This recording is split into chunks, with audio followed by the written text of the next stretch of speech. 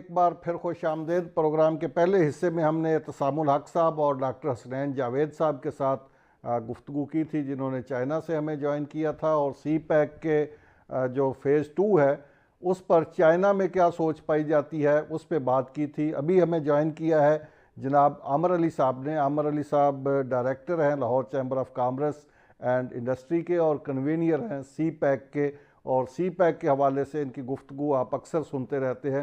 अस्सलाम वालेकुम आमिर साहब। जी, कैसे आप हनीफ साहब? ठीक हैं जी फ़ाइन। आमिर साहब, ये बताइए कि पहले जो हमारे प्रोग्राम में बात की डॉक्टर हसनैन साहब ने, ख़ास तौर पर उन्होंने कहा कि चाइना के अंदर सी पैक के हवाले से पाकिस्तान के किरदार पर बड़े तहफ़्फ़ुज़ात पाए जाते हैं, ख़ास तौर पर कि पाकिस्तान ने जो काम करना था फ़ेज़ 1 में, उनके बकौल वो काम मुकम्मल होना तो दरकिनार, वो तो आधा भी नहीं हुआ। तो आपका क्या ख्याल है इस बारे में कि जो पाकिस्तान ने फ़ेज़ 1 में काम करना था, उनके बकौल रशकई जो है वहाँ पे जो इंडस्ट्रियल जोन है उसमें सिर्फ 5% काम हुआ है। फैसलाबाद में वो कह रहे थे कि 20% के करीब हनीफ हुआ भाई, है काम। थोड़ा मैं कट करूंगा आपको फेज 2 में। जी आप फेज 1 फेज 2 में। जी तो सर, इस तरह है कि लोगों की अपनी प्रिजम्पशंस हैं। वो कहते हैं कि फेज 1 में काम हुआ, फेज 1 बन गया। अब फेज 1 तो government to government, G to G का प्रोजेक्ट था, और फिर अक्सर उस पर निशान उठाया जाता, सवालिया निशान उठाए गए, और ये दुश्मनाने पाकिस्तान उठा रहे हैं कि जो उसमें इरेगुलरिटीज थी, जबकि चाइना गवर्नमेंट ने पाकिस्तान गवर्नमेंट को डायरेक्टली कोई पैसे नहीं दिए। जितने पैसे आए हैं वो इंफ्रास्ट्रक्चरल वर्क के लिए आए हैं, और वो भी चाइनीज कंपनियों ने किया है। तो ये जो सवाल बार बार उठाया जाता था कि जी उसमें कोई करप्शन है, कोई ऐसे एलिमेंट है, ये टोटली इस चीज को एबॉलिश करना चाहिए। ये सब झूठ है, फ्रॉड है, और ये एक प्रोपेगेंडा है जो पाकिस्तान और चाइना के दरमियान फैलाया जाता है। ऐसा कोई सिनेरियो नहीं है, क्योंकि वो जितनी पेमेंट आई है वो चाइनीज कंपनीज ने खुद आके यहाँ पे, इंक्लूडिंग द ऑरेंज ट्रेन, वो भी। तो ये जो कॉन्सेप्ट्स है ना, ये सारे क्लियर होने चाहिए, और इसको प्रोपेगेंडा की सूरत नहीं देनी चाहिए। ग्राउंड रियलिटीज कुछ और है। और जैसे आपके फेज 2 ख्याल की में आपने आपके जिक्र ख्याल किया में कि फेज़ 1 के जितने मंसूबे थे वो जी टू जी थे, यानी गवर्नमेंट टू गवर्नमेंट थे, वो और गवर्नमेंट टू चाइना की गवर्नमेंट थी। गवर्नमेंट ने खुद काम किया, खुद इन्वेस्टमेंट किया उस पर। देखिए, चाइना की गवर्नमेंट ने स्टेट ओन कॉर्पोरेशन को, जैसे चाइना पावर है, चाइना इलेक्ट्रिकल है, चाइना मशीनरी है, ये सारी स्टेट ओन ऑर्गेनाइजेशन थी। अगर उन्होंने ही उन कॉन्ट्रैक्ट्स को, चाइना रेलवे, बहुत सारी कंपनीज है चाइना में, इस तरह की तकरीबन सैकड़ों कंपनीज हैं, और वो स्टेट ओन्ड है। अगर उनके जरिए ही सारा काम हुआ है, तो फिर मुझे ये बताइए कि उसमें करप्शन की बात रह कहां जाती है? मुझे तो ये बात ही समझ नहीं आती कि करप्शन की जो बात करते हैं, ये तो एक बिल्कुल जिसे कहते हैं कि मैं समझूंगा कि ये एक प्रोपेगेंडा है, और नेगेटिव प्रोपेगेंडा है। अच्छा, जब अब दोनों पैसा दोनों खर्च करने ममालिक वाला की अपने हाथ से पैसे खर्च आमिर कर रहा साहब, है। आमिर और साहब। फिर एक और बात बताओ हनीफ साहब, जी एक और चीज है कि कोई भी प्रोजेक्ट, जैसे फॉर एग्जांपल आप एक हाइड्रो प्रोजेक्ट ले लेते हैं। उस हाइड्रो प्रोजेक्ट पे जब कंस्ट्रक्शन शुरू होती है, तो चाइना की इंटरनल कंपनीज, उनके दरमियान भी बिडिंग होती है। ये नहीं कि चाइना गवर्नमेंट किसी को डायरेक्टली वो कॉन्ट्रैक्ट दे देती है, ठीक। उनके दरमियान भी एक बिडिंग होती है। यानी लेटर ऑफ इंटेंट तब शुरू होता है, लेटर ऑफ इंटेंट दिया जाता है, उसके बाद उनका एक इंटरनल बिडिंग प्रोसेस शुरू होता है। तो ये कहना कि चाइना, कोई भी कंपनी के बीच, चाइना ने चाइना रेलवे को एक रेलवे का ठेका उठा के आंखें बंद करके दे दिया, ये भी नहीं होता। उनकी वो तमाम स्टेट उन कंपनीज उसको बिड कर रही होती है, उसको वैल्यूएट कर रही होती है। तो ये बातें बिल्कुल मुझे तो समझ नहीं आती कि ये लोग कैसे फैलाई जाती है। अच्छा, एक ये भी कहा गया कि जो चाइना जो फ़ेज़ 1 के जो मंसूबे थे वो कंप्लीट ही नहीं हुए, और ऐसे ही कहा जा रहा है कि फ़ेज़ 1 कंप्लीट हो गया। उनके बकौल जो रशकई में इंडस्ट्रियल जोन है वो सिर्फ 5% काम हुआ है, बाकी तो काम ही नहीं हुआ। तो मंसूबा मुकम्मल कैसे हो गया? फ़ेज़ 1 मुकम्मल सर, कैसे हो उनको गया? पहला मेरा सलाम तो इस बात पे है कि रशिया की स्पेशल इकोनॉमिक जोन फेज 1 में आता ही नहीं। ठीक। ठीक है। नंबर 2, रशिया की स्पेशल इकोनॉमिक जोन्स की, हम बाकी स्पेशल इकोनॉमिक जोन्स, आपके पास इस वक्त आईएमएफ का एक और प्रेशर है कि हम मजीद स्पेशल इकोनॉमिक जोन्स नहीं बनाने देंगे। उसके बावजूद गवर्नमेंट डिटरमिन्ड है कि नहीं, हम बनाएंगे, और वो बना रहे हैं, बन भी रहे हैं, और जितने प्रपोज हैं वो बहुत ज्यादा हैं। वो तो 50 के करीब करीब प्रपोज है। तो ठीक। रशिया की, अगर उसको एक एग्जांपल बना दिया जाता है जी कि रशिया की वाला अभी शुरू ही नहीं हुआ, फैसलाबाद की भी वो यही 5% बात शुरू कर हुआ रहे हैं, ना धाबेजी की भी यही बात कर रहे हैं कि वहां पे भी 15-20% से ज्यादा काम नहीं हुआ। भाई। नहीं, ऐसा नहीं है। एक कंपनी जो सेंचुरी स्टील है, सेंचुरी स्टील का ही 50 एकड़ का एक प्रोजेक्ट है, वही वो वहीं पे ही लगा है। और अगर वो एग्जीक्यूट नहीं हो रहा तो इसमें चाइना का कसूर नहीं है। हम यहाँ पे उसके लिए लोकल हमें फैसिलिटेशन करनी चाहिए, जो कि हमारा सबसे पहली ऑब्लिगेशन है कि what we people are doing. मुझे नहीं समझ आ रही कि हम लोग कुछ कर रहे हैं तो उसमें डिले जरूर है, लेकिन इसका यह मतलब कतई नहीं है कि वो प्रोजेक्ट नहीं चल रहे। स्पेशल इकोनॉमिक जोन रशागी वाला भी चलेगा, भलवाल वाला भी चलेगा, बिहाड़ी वाला भी चलेगा। पूरे पंजाब में 13-14 स्पेशल इकोनॉमिक जोन है, केपी में है, जीपी में है, सिंध में है, बलूचिस्तान में है, और ये आपने सब एग्जीक्यूट होंगे। आपने फेज टू, बड़े अच्छे देखिए तरीके सर, से आपने बड़े फेज अच्छे टू। तरीके से क्लैरिटी दी है। एक और इशू उठाया गया हमारी पहले वाली गुफ्तगू में हसनैन जावेद साहब की तरफ से। वो इशू ये था कि पाकिस्तान ऐसे लगता है कि अमेरिकन कैंप में चला गया है, अमेरिका की तरफ झुकाव ज़्यादा हो गया है पाकिस्तान का, जिसकी वजह से चाइना जो है वो नाराज़ है पाकिस्तान से, और पाकिस्तान के साथ उसके ताल्लुकात में वो गर्मजोशी नहीं रही जो पहले थी। आप इस पे क्या कहते हैं?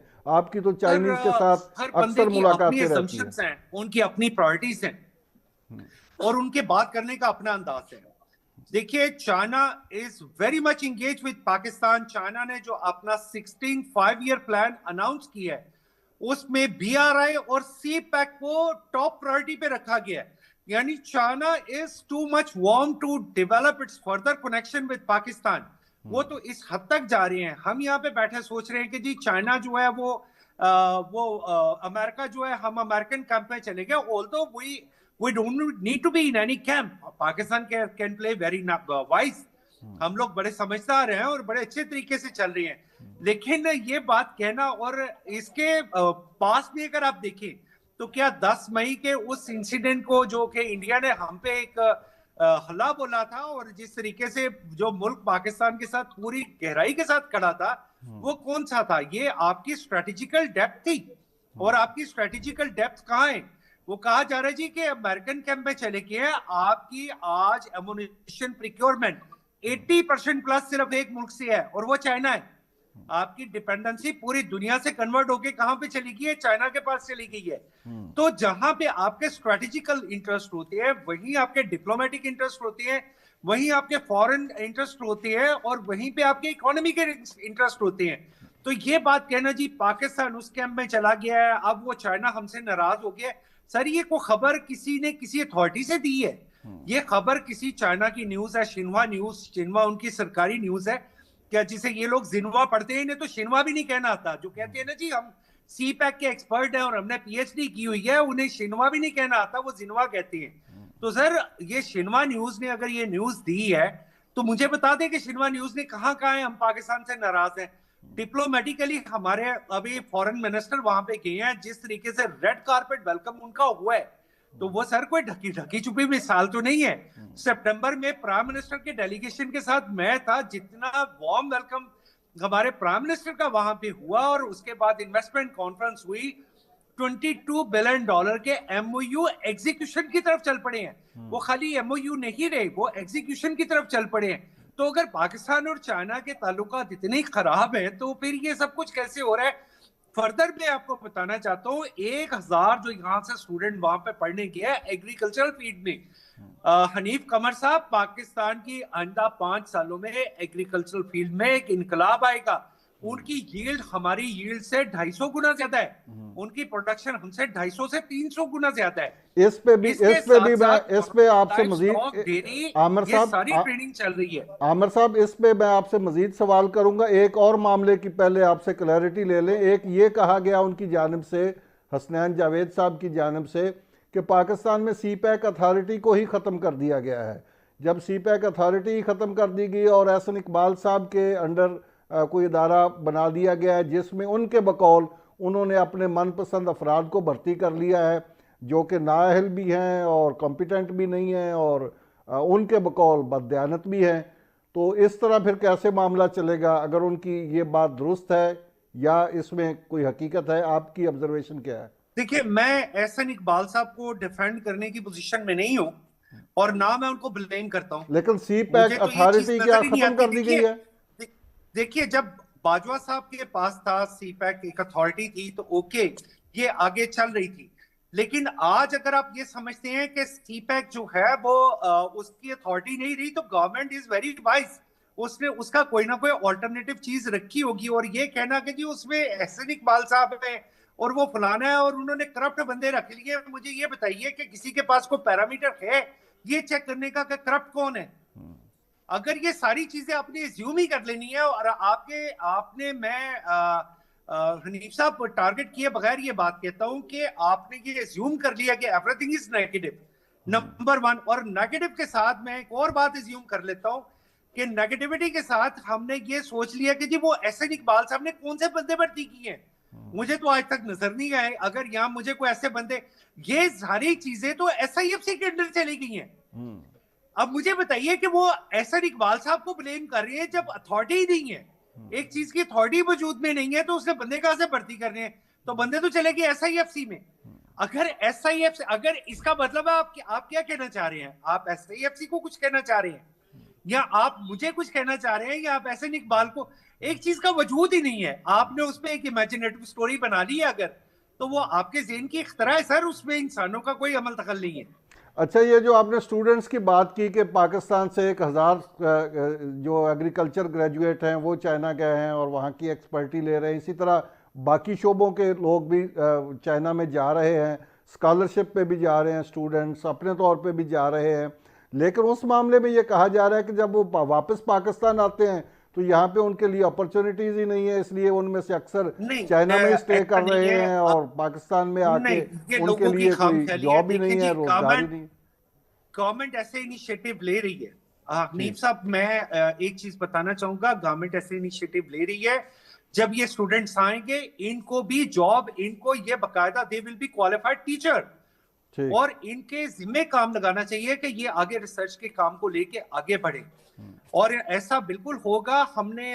हमारे यहाँ पे ना हनीफ साहब प्रॉब्लम ये है कि वो खबर जो नेगेटिव वो बिकती बड़ी अच्छे तरीके से है। अब मैं तो अभी तक वो पहली खबर के शौक से नहीं निकल रहा कि जी एहसन इकबाल साहब ने बंदे भर्ती कर लिए। भाई बंदे भर्ती कहाँ पे की है जब अथॉरिटी वजूद में नहीं है, और वो सारा काम जो वो सीबीआई अथॉरिटी कर रही थी वो तो एसआईएफसी कर रही है। तो अगर एसआईएफसी के पास ही वो स्टांस आ गया है तो ये बातें करना चाहिए। उन्होंने बंदे भर्ती कर लिए, भाई कौन से बंदे भर्ती किए? कोई एक आध बंदे का नाम पता, को उसकी तनख्वाह, अगर वो भी कोई इन्वेस्टिगेटिंग जर्नलिस्ट है या किसी से रब्ता कर ले। तो सर ये जो नेगेटिव प्रोपेगेंडा है ना सर, ये हमारे मुल्क में एक खास एक जमात है, मैं डायरेक्टली कह रहा हूँ कि उनका एक नैरेटिव है कि हमने सिर्फ एक ही प्रोपेगेंडा बनाना और वो है उसमें कोई ख्याल नहीं रखना, उसमें बना के छोड़ना है। सर इनके लिए पाकिस्तान पहले नहीं है, उसमें कोई ख्याल नहीं रखना कि उनकी और उसमें ये जो जिस जमात की जानब या जिस माइंडसेट की जानब आप इशारा कर रहे हैं, ये वतीरा है कि उसमें ये भी ख्याल नहीं रखा जाता कि इस गुफ्तगू का या ये जो बात कही जा रही है, जो प्रोपेगेट की जा रही है, इसका नेशनल काज को कितना नुकसान है, पाकिस्तान को कितना नुकसान। अब इन्होंने तो 2023 में पाकिस्तान को बैंकरप्ट करवा दिया था, $4 बिलियन इन्होंने छोड़ के गए। मतलब उसके बाद अगर आज पाकिस्तान 21-22 बिलियन डॉलर पे चला गया है और पाकिस्तान की इकोनॉमी रिवाइवल पे है, हनीफ साहब मैं सिंपल सा एक सवाल पूछता हूँ, क्या पेट्रोल आज से 3 साल पहले से सस्ता हुआ है? क्या डॉलर 3 साल पहले से सस्ता हुआ है? ठीक है, इसी तरह आपकी लाइवलीहुड, बहुत सारी चीजें वो आज से 3 साल पहले से नीचे आई हैं।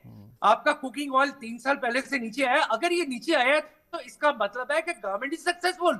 आपकी स्टॉक एक्सचेंज परफॉर्म कर रही है तो गवर्नमेंट इज सक्सेसफुल। अच्छा, अब अगले मरहले की जानिब चलते हैं आमिर साहब, अगले मरहले की जानिब चलते हैं। फेज 2 जो सी पैक का है उसमें इंडस्ट्रियल डेवलपमेंट के मंसूबे होंगे, एग्रीकल्चर डेवलपमेंट के मंसूबे होंगे, सोशल एंड इकोनॉमिक जो डेवलपमेंट है उसके मंसूबे होंगे, ये माइनिंग के हवाले से भी होगा। इसमें कुछ डिटेल आप बता सकते हैं कि ये ई माइनिंग के हवाले से खास तौर पर जो इदारा बनाया गया है, एक प्लेटफॉर्म बनाया गया है ई माइनिंग का, तो इससे क्या कुछ होने वाला है और क्या कुछ होगा पब्लिक सेक्टर में, प्राइवेट सेक्टर में और गवर्नमेंट के लेवल पे?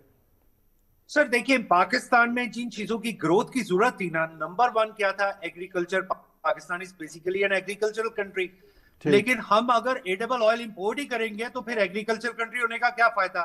चीनी कभी पूरी हो जाती है, कभी कम हो जाती है, कभी ज्यादा हो जाती है। गंदम आपको इंपोर्ट करनी पड़ती है। तो आपकी सबसे पहली जो सिक्योरिटी है वो फूड सिक्योरिटी है, और फूड सिक्योरिटी का मतलब है इसे एग्रीकल्चरली स्ट्रॉन्ग करें।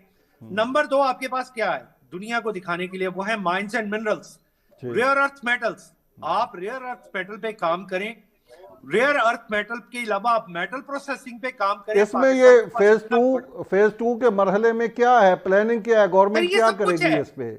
ये बिल्कुल ये भी मौजूद है। फेज 2 तो है B2B, anything which is exportable from Pakistan, जो दुनिया इसके लिए फैसिलिटेशन तो गवर्नमेंट ही करेगी ना, बेशक प्राइवेट सेक्टर ही करेगा, लेकिन फैसिलिटेशन तो गवर्नमेंट की होगी।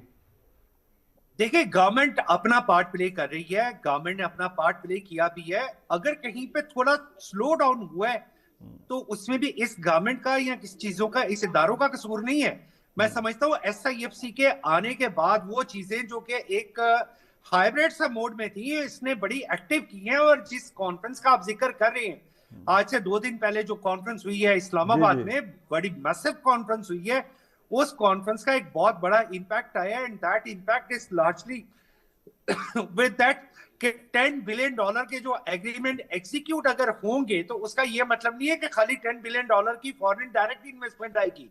उसका मतलब यह है कि वहां से जो माइनिंग होगी, जो वहां की प्रोसेसिंग होगी, उसका क्या फायदा होगा। अच्छा, अब तक जो माइनिंग हो रही है आमिर साहब, अब तक जो बलूचिस्तान में माइनिंग हो रही है उसमें बड़ा प्रोजेक्ट सैंडिक का है।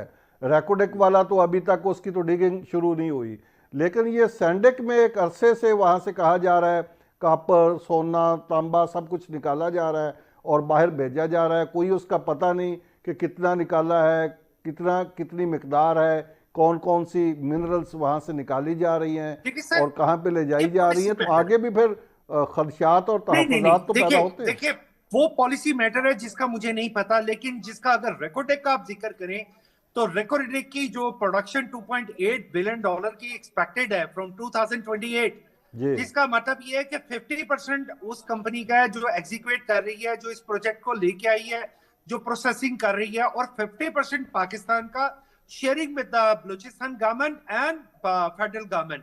तो 2.8 का मतलब ये है कि पाकिस्तान को $1.4 बिलियन जो है वो रेकोडेक से आमदन एक्सपेक्टेड है स्टार्टिंग फ्रॉम 2028। लेकिन ये एक प्रोजेक्ट है। ये रेकोडेक पे तो बात ठीक है, इसके तो जो एग्रीमेंट है वो भी रिवाइज किए गए हैं और जिस तरह आपने बताया बिल्कुल यही एग्रीमेंट है और 28 में ही इसकी डिगिंग शुरू होगी।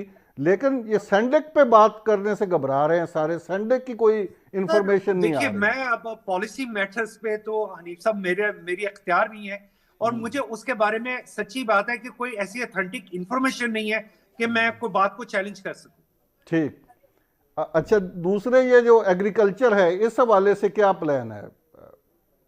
एग्रीकल्चर देखिए, आप पाकिस्तान गवर्नमेंट का एक बहुत अच्छा इनिशिएटिव है, जो कि फिर मैं SIFC को दोबारा एक एग्जांपल इसलिए बना रहा हूं कि वो उन इलाकों को, गैर आबाद इलाकों को, बारानी इलाकों को आबाद किया जा रहा है, नहरों का निजाम बनाने की कोशिश की जा रही है वाटर मैनेजमेंट के साथ।